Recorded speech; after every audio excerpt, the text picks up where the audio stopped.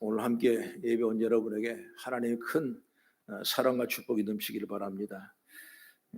오늘 기도 주제가 수건으로 얼굴을 가린 모세, 이런 주제 말씀으로 함께 은혜 시간 되기 바랍니다.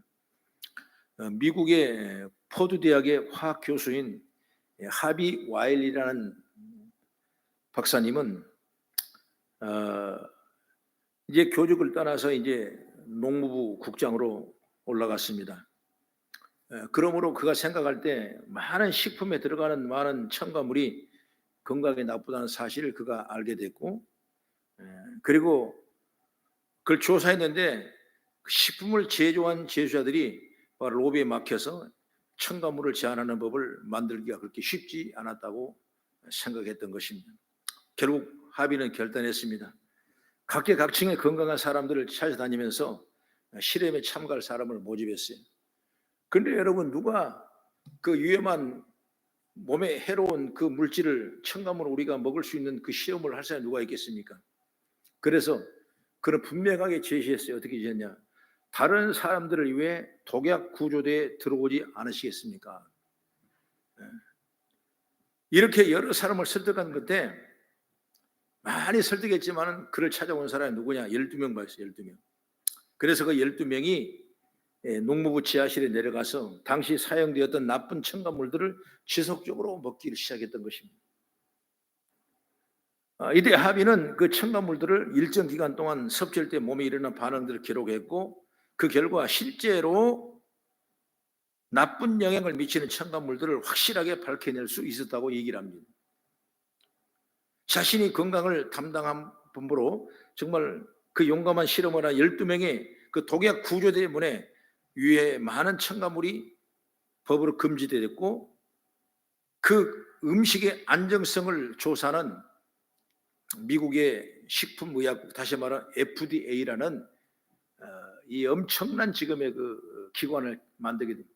그래서 세계 미국의 식품의약국인 그 FDA를 통과하지 않으면 어느 제약, 어느 음식도 여러분 팔 수 없는 그런 대단한 권위 있는 아주 최고의 기관이 되는 것입니다. 다시 말하면 이 12명의 희생으로 말미암아 모든 미국인들이, 또 세계 모든 민족들이 더 나은 삶을 살 수 있는 이런 기회가 된 것처럼, 한 사람의 희생이 이렇게 엄청난 좋은 일이 열명했다는 걸 보게 되는 것이죠. 우리가 인류를 보더라도 예수님의 그 한 사람의 희생과 이 헌신 때문에 결국 여러분 어때요? 그 십자가의 권세 때문에 우리가 다 구원받고 영광을 돌리는 그런 삶이 아니었나, 이렇게 생각합니다. 한 사람이 희생하면 그 희생이 별건 아닌 것 같지만 거기서 많은 열매가 맺고 주의 은혜가 넘치게 될 줄을 믿으시기 바랍니다. 그 한 사람을 또 제가 오늘 찾자면 바로 자신을 희생한 사람이 나오는데, 바로 누구냐? 모세. 그 얘기를 하고 싶어서 오늘 서론을 그렇게 얘기했던 것입니다. 출애굽기 32장에 보면 이 십계명과 율법을 받으러 시내에 올라가지요. 그를 받아가지고 모세가 내려오니까 금송아지 우상을 만들고 그냥 악한 짓을 하고 난리가 났습니다.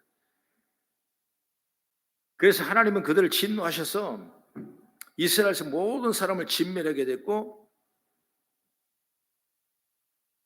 그리고 그 하나님은 그 모세를 통해 이스라엘 민족을 그냥 멸망시키는 그런 엄청난 그 아주 사망에 이르게 하는 그런 역사가 일어나요.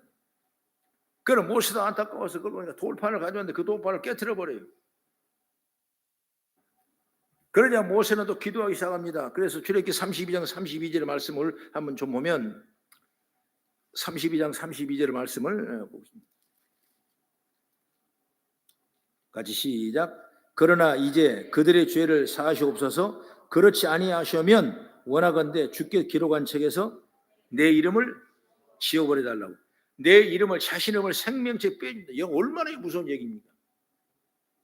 나는 구원받지 못해도 된다, 나는 죽어도 된다 라는 마음으로 민족을 살려달라고 기도하는 거예요. 그게 모세의 기도예요. 이렇게 모세가 목숨 건 기도 덕분에 하나님 뜻을 돌이키게 되고, 그리고 다시 모세를 또 시내산으로 올라오라 이렇게 부릅니다. 그 이유는 뭐냐? 하나님의 시내산에서 모세에게 십계명을 쓴 돌판을 주셨는데, 바로 모세가 금송아지 우상을 보고 분개해서 그 돌판을 집어 던져 깨뜨렸기 때문에, 그래서 하나님은 그 십계명을 다시 주시려고 시내산으로 모세를 콜링하는, 올라오라. 그래서 모세는 그 두 돌판을 가지러 신에서 올라가서 40일 동안 그는 금식하고 줄였다. 성경에 이렇게 나오죠. 그러자 모세가 40일 만에 신에서 내려오는데 놀라운 일이 벌어졌습니다. 여기 말씀 보면 29절의 말씀 보니까 모세 얼굴에 광채가 났다 이렇게 말씀하거든요. 모세 얼굴에 광채가 나자 사람들이 두려워서 모세 곁에 가까이 하지 않았습니다. 그래서 모세는 수건으로 자기 얼굴을 가렸어요. 오늘 읽었던 본문의 내용이 바로 이 내용이에요. 얼굴을 가린 내용이죠. 그래서 오늘 우리는 이 모습을 통해서 그리스도에 나온 모습을 찾아보고 또 우리가 다시 한번 우리 삶에 적용되는 역사가 있기를 축복합니다. 그러면 전체적인 내용이 첫째로 뭐냐? 얼굴에서 광채가 나는 모세. 여기에 광채가 난다는 말은 빛이 조금 나는 정도가 아니라 눈이 부실 정도로 얼굴이 빛이 비쳤던 것입니다. 그래서 두려워하니까 그 수건으로 얼굴을 가릴 만큼 광채 빛이 엄청나게 그냥 레이저 빛이 나오는 거예요. 모세 얼굴에 광채가 나는 이유는 바로 모세가 하나님을 만났기 때문에 그 역사가 일어나는 거예요. 신명기 34장 10절의 말씀 보면 같이 시작. 그 후에는 이스라엘의 모세와 같기를. 왜 여러분 안 읽어요? 시작. 그 후에는 이스라엘의 모세 같은 선지자가 일어나지 못하였나니 모세는 여호와께서 대면하여 아시던 자요. 이후에도 아직까지 모세 같은 선지자가 없어. 아직 일어나지 않을 것이라.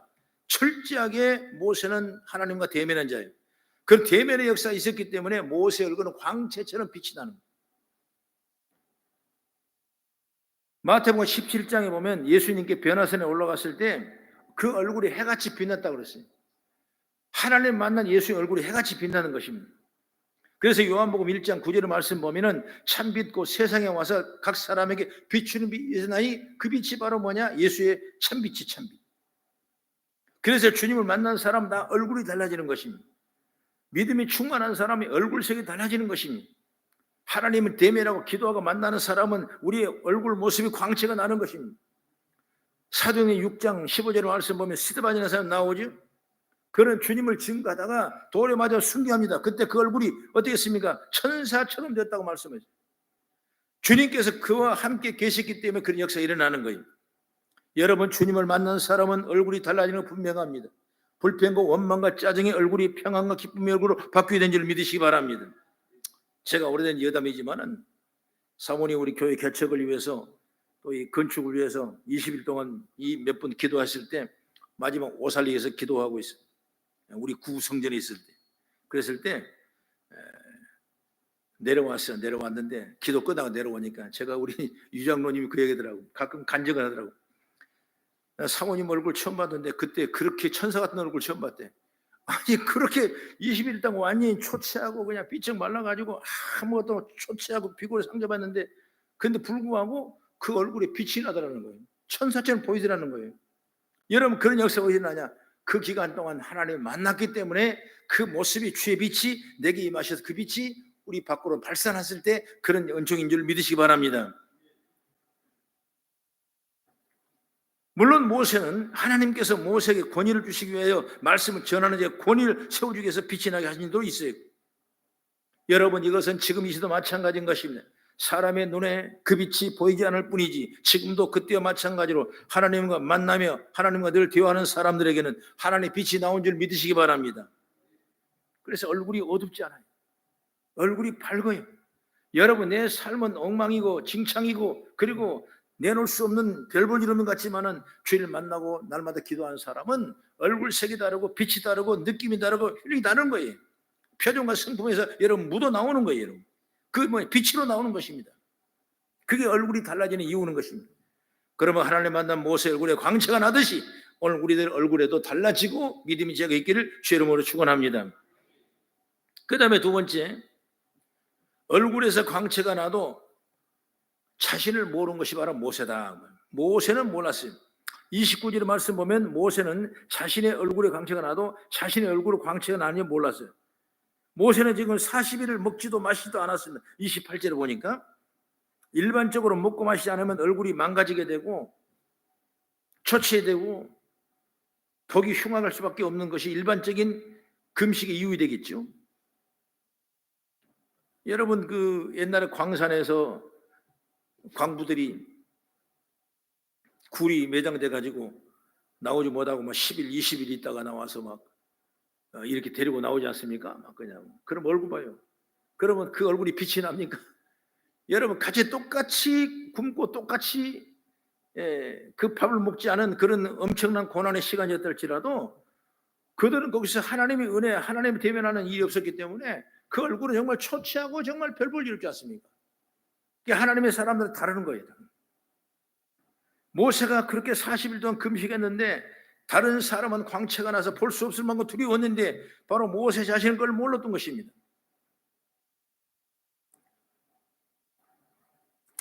다니엘서 보게 되면 왕이 주는 음식을 거절하자 환관장이 제일 먼저 걱정을 합니다. 너희가 지금 이 음식을 먹지 않으면 얼굴이 초췌해지면 내가 얼마나 왕 앞에 힘들겠느냐. 그러면서 다니엘서 1장 10절에 이렇게 말합니다. 한번 같이 찾아봅니다. 시작. 환관장이 다니엘에게 이르되 내가 내 주 왕을 두려워하노라. 그가 너희 먹을 것과 너희 마실 것을 지정하셨거늘 너희의 얼굴이 초췌하여 같은 또래 소년들만 못한 것을 그가 보게 할 것이 무엇이냐. 그렇게 되면 너희 때문에 내 머리가 왕 앞에 위태롭게 되리라 하니라. 환관장은 그냥 비서죠. 왕이 비서입니다.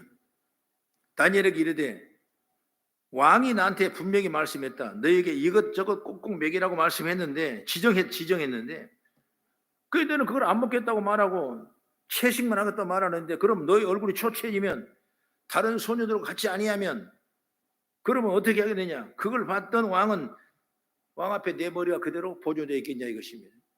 걱정한 것이죠. 잘 먹여도 통통해야 될 텐데 여러분 그러지 않고 초췌한 그 얼굴 본다면 얼마나 자기가 그 사명을 감당하지 못했던 그것 때문에 왕 앞에 자기 머리가 위태로울 정도로 어려운 그런 과정을 볼 수가 있는 것입니다. 그런데 놀랍게도 다니엘은 그렇게 말음도 불구하고 왕이 주는 음식을 먹지 않고 오직 채소와 물만 먹어. 그런데 얼굴이 좋아졌다. 그래서 오늘 아까 다니엘서 1장 15절 말씀 이렇게 말합니다. 시작. 열흘 후에 그들의 얼굴이 더욱 아름답고 살이 더욱 윤택하여 왕이 음식을 먹는 다른 소년들보다 더 좋아 보인지라. 여러분 이건 과학 상식적으로 불가능한 거죠. 그러나 좋은 음식을 먹는 얼굴이 더 좋아지는 건 당연한 일인데 여러분 불가능한 일을 하고 그러나 여러분 어때?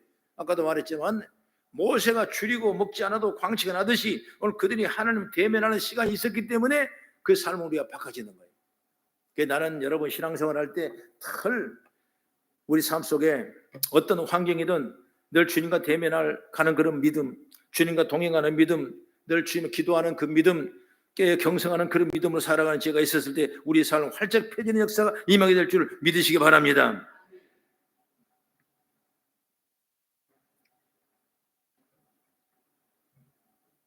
모세가 자기를 자랑한 적이 없어요. 오히려 자기 나는 광채를 숨겼던 것입니다. 다니엘이나 세 친구가 자신의 얼굴을 보고 자랑한 적이 없어요. 여러분 믿음은 자랑하는 것이 아닌 것이 믿음의 사람이 자신의 믿음과 신앙을 자랑은 여러분 본 적 없지 않습니까? 여러분 자신의 믿음과 신앙을 자랑한 순간 더 이상 그 사람은 믿음의 사람이 아니라는 거예요. 교만한 사람이죠. 예를 들어 바리새인을 보십시오. 바리새인은 어떻습니까? 자기들의 신앙과 믿음을 자랑했습니다. 누가복음 18장 21절의 말씀 보면 하나님이여 나는 다른 사람보다 늘 고토색 불이 가늠하는 자들 같지 아니하고 이 세례가 아니하면 감사나이다 이렇게 기도했어요. 그러나 13절 말씀 보면은 죄인들이 기도합니다. 세리는 멀리 서서 감히 눈을 들어 하늘을 쳐다보지도 못하고 다만 가슴을 치며 이르되 하나님이여 불쌍 여기 서서 나는 죄인으로소이다 이렇게 고백했어요. 그렇다면 누가 하나님 인정을 받을까? 물을 필요도 없죠. 이렇게 신앙의 사람은 자신의 신앙을 나타내지도 않고 심지어 자신의 믿음을 충만하지도 모르는 것입니다. 오직 연약한 자기의 모습만 보고 주님의 은혜를 구하며 나가는 것입니다. 여러분 바울 사도를 왜 우리가 칭찬하고 우리가 왜 바울 사도를 신봉하고 있습니까? 그런 엄청난 일을 감당하고 엄청난 위대한 일을 감당했어도 나는 늘 죄인 중에 괴수라고 고백하고 나는 8일 만에 나온 할례받지 못한 사람이라고 말하고 그는 늘 죄인이라고 고백했던 것이 겸손했습니다. 자기의 자랑을 숨길 것이 다 숨겼어요. 나타내지 않았어요. 오늘 모세가 자기 얼굴날 광채를 내보이지 않고 수건을 쓰던 것처럼 오늘 우리들이 믿음을 가지고 나간다면 더 큰 은혜와 축복이 믿으시기 바랍니다. 그래서 우리가 성경을 쭉 보게 되면 모세를 어떻게 평가하냐? 겸손과 온유의 대상이라 그랬어요. 그러니까 예수님의 예를 들어 요셉을 통해서 예수님을 쉽게 말하면 엑기스라고 그러고 이거 뺀다 그러면 바로 요셉은 한 번도 어떤 환경 속에도 하나님을 원망하지 하고 득죄하지 않았다는 것이 바로 요셉에 대한 예수님의 신앙이 있는 거죠. 모세는 뭐냐? 이 모세가 뭐냐? 늘 겸손과 온유라는 그 심령이 있었기 때문에 거기서 뭐냐? 예수님의 성격을, 예수님의 신성을 발견하게 되는 것입니다. 오늘 우리가 늘 하나님을 만나는 사람, 하나님을 대면하는 사람, 늘 주님과 동행하는 사람은 이런 믿음의 지혜를 잘 받아서 승리하며 이기며 나가는 제가 있기를 주의 이름으로 축원합니다. 그 다음에 마지막으로 세 번째, 모세는 얼굴 수건으로 가립니다. 30절 말씀을 같이 한번 읽어보겠습니다. 시작. 아론과 온 이스라엘 자손이 모세를 볼 때에 모세 얼굴 피부에 광채가 남을 보고 그에 가까이 하기를 두려워하다니. 얼굴에 광채가 나니까 사람들이 모세를 두려워했다.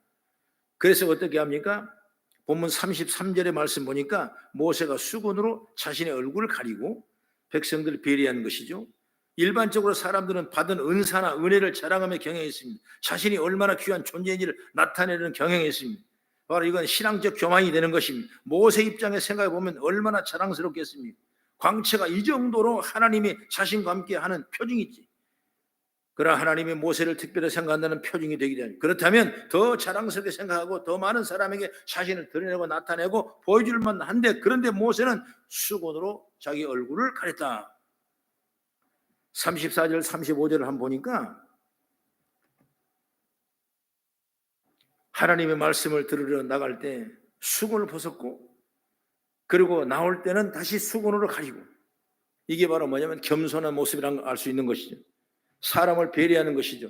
신앙의 특징은 겸손한 데 있습니다. 겸손하지 않으면 아무리 큰 은혜를 받아도 한순간에 쏟아버린 것입니다.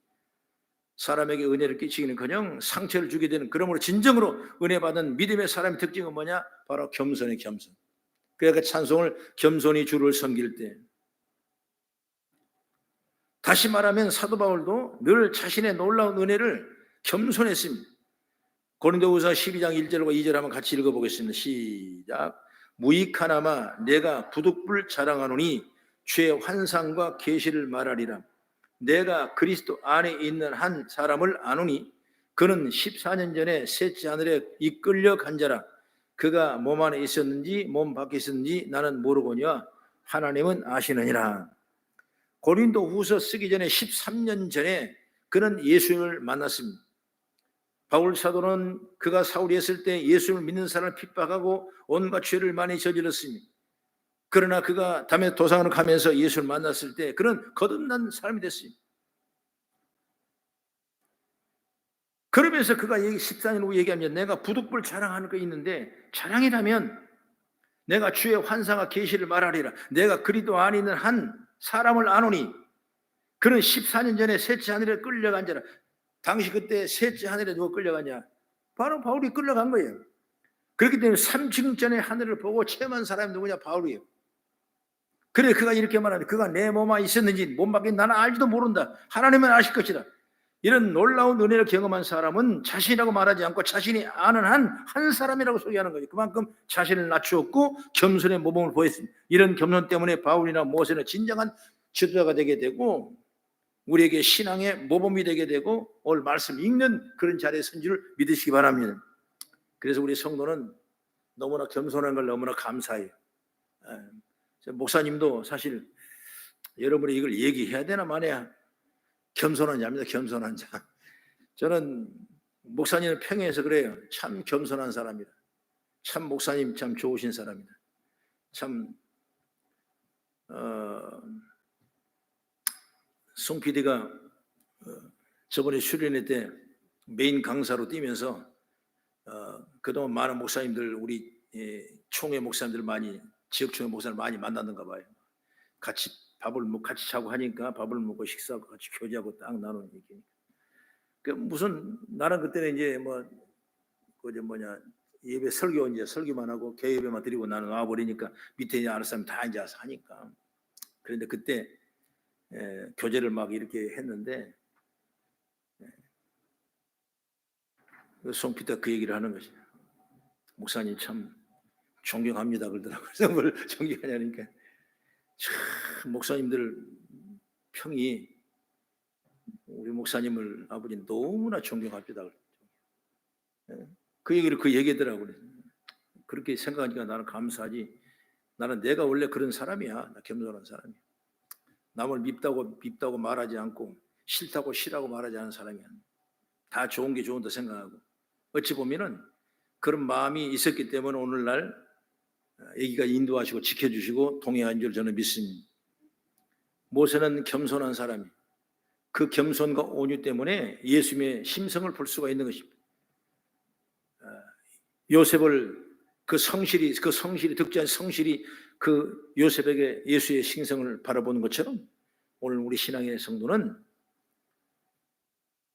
내가 얼굴이 광채가 나고 빛이 나고 엄청 카리스마 있다 할지라도 그걸 수군으로 가릴 만큼 그런 모세의 온유함을 우리가 배우고 겸손을 배우고 나가는 복된 제가 있기를 주의 이름으로 축원합니다.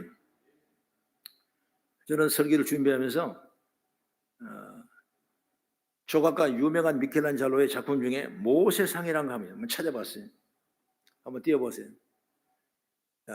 미켈란젤로가 최초로 이 모세를 상을 말하자면 조각을 했는데 미켈란젤로가 이 조각을 해놓고 얼마나 살아있는 것처럼 금방 모세하고 얘기하는 것처럼 그냥 그렇게 뭐랄까 완전히 빨려 들어가요. 작가가 자기가 만든 작품인데도 불구하고 모세가 살아있어서 그냥 얘기하는 것처럼 딱 느껴보는 거예요. 근데 말을 안 하니까 화가 나니까 그 미켈란젤로가 망치로 무릎을 때려버렸대요. 왜 말이 없냐고. 그럴 정도로 착각할 만큼 너무나 섬세하게 작품이 잘 된 거예요. 그래서 이 모세상이라 모세상 유명한 작품이죠. 근데 흠이 뭐가 흠이 있냐면 모세상 제 머리 위에 보시오 뿔이 2개가 있어요. 뿔 2개. 그게 확대됩니까? 확대돼요? 그림이? 뿔 2개 보입니까? 맨 머리 위에 뿔 2개 막 조금 뿔 나오죠. 도깨비 뿔같이 이렇게 나오지 않습니까? 깜짝 놀란 것입니다. 아니 그 온유한 모세가 정말 그 신성한 모세가 어찌 머리에 뿔을 달고 있냐고 말이에요. 뿔이 달고. 그래서 깜짝 놀랐던 것입니다. 그래서 후에 학자들이 다 연구를 해보니까 그때 당시에 이 모세가 광채가 난다는 것을 라틴어로 잘못 표기해가지고 뿔이 났다고 그게 표현해요. 뿔이 났다고. 그래서 그 뿔이 난 걸로 착각하고 그렇게 그렸던 것입니다. 근데 알고 보니까 실제로 광채가 난 것이 원어인데 잘못 해석한 그 성경을 보고 뿔을 났다고 생각해서 뿔 2개를 다 그려놨던 거예요. 그래서 아주 회개하고 후회했다는 그런 얘기가 있습니다만 어쨌든 간 저는 그게 중요한 것이 아니라 여러분 모세는 뭐냐? 출애굽기 4장 13절에 온유했다 그랬습니다. 민수기 12장 27절에 관대하다 그랬습니다. 민수기 20장 7절의 말씀 보면 하나님의 충성했다 그랬습니다. 출애굽기 34장 11절의 말씀은 하나님과 날마다 친분을 가졌다 말씀. 출애굽기 7장 6절의 말씀은 그런 순종한 사람이었다 이렇게 말씀. 그러니까 순종하고 친분을 가지고 친분은 뭐냐? 자 기도했다는 거죠. 하나님과의 그 관계가 친분일 정도로 가깝 기도해요. 여러분 그걸 인정되는 것입니다. 하나님 멀리 계신 것이 아니라 자꾸 내 가까이 계시는 나의 마음을 들어주고 내가 말하면 들어주고 주의 말을 듣고 있는 그런 믿음의 교제가 됐다는 것입니다. 말씀에 충성했죠. 하나님 말씀에 그는 끊임없이 충성했습니다. 그리고 관대했습니다. 그리고 온유했습니다. 여러분 오늘 이 말씀 우리가 보면서 우리에게도 주어진 삶에 조그마한 시간 짧다면 짧고 길다면 길어요. 여러분 사람은 왔다가 그냥 가는 것이 인생 아니겠습니까? 여러분 언제 우리가 주님 앞에 갈지 몰라요. 제가 섬기던 목사님께서 86세로 어제 며칠 전에 돌아가셔서 어제 마지막 발인하고 제가 환송 예배를 설교를 하고 그렇게 보내드렸는데 아주 환하게 보냈어요. 평생을 목회하고 평생을 지내고 평생을 기도하시면서 하신 분도 때가 되면 하나님이 그냥 가시더라고요. 근데 어떻게 돌아가시냐 그러니까 그냥 참 죽는데 아침에 안 일어나더래요. 그러니까 하나님 복 있는 사람이라고. 복 있는 사람. 때가 되면 하나님이 연수가 몰라요. 하시는 그러나 그 가는 길이 참으로 복된 일이라고 생각하면서 우리가 주어진 삶에 늘 온유와 간대와 충성과 신분과 그리고 순종해 나가는 그런 삶을 통해서 오늘 무엇을 다시 한번 우리가 배워보는 그런 정이 있기를 주의 이름으로 축원합니다. 그렇습니다. 우리는 은혜 받고 신앙일수록 여러분 겸손하고 자신을 낮추고 다른 사람을 높이고 하나님을 드러내는 여러분 되기를 주의 이름으로 축원합니다. 기도하겠습니다.